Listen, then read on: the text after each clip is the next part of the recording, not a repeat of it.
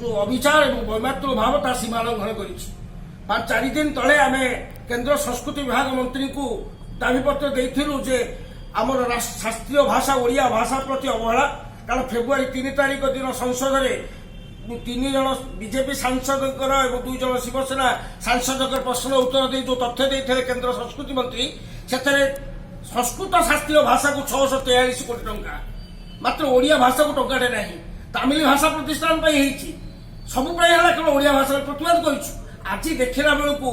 24 तारिख रु 29 तारिख पर्यंत केंद्र साहित्य एकाडेमी गोटे अक्षर उत्सव अर्थ फेस्टिवल ऑफ लेटर्स भारतर सबु भाषार अक्षर को प्रतिनिधित्व होती मात्र गोटे भाषा प्रतिनिधित्व पाइनी से हूँ ओडिया भाषा समस्त निमंत्रण पत्र सब भाषा अच्छी मात्र ओडिया भाषा ना आज चली उत्सव ओडिया भाषा प्रति जो ये भाव में अविचार और वैमातृ भाव जहाँ हूँ ओडिया भाषा सर्वपुरातन जहाँ प्रमाणित है 20,000 तलर वर्षर भाषा आज कलाहांडी गुड़ाहांडी मिलता तथ्य एवं जोगीमठ नुआपड़ार जोगीमठ मिला तथ्य आज 20,000 हजार हजार वर्षर रसानंदपूर्ण एवं गोटे गौरवाभिमंडित भाषा ताकू विशेषकर केंद्र सरकार केंद्र साहित्य एकाडेमी जो अविचार कर प्रतिवाद करुचु आज उत्सव जो ओडिया सारस्वत साधक मैंने से निरवदस्था साजिशंती से प्रतिवाद करतु एवं केंद्र साहित्य एकाडेमी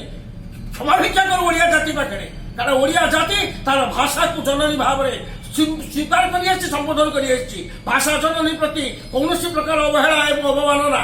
ताकू ये जाति सह्य कर प्रतिवाद करुचु ओडिया जाति। Thank you.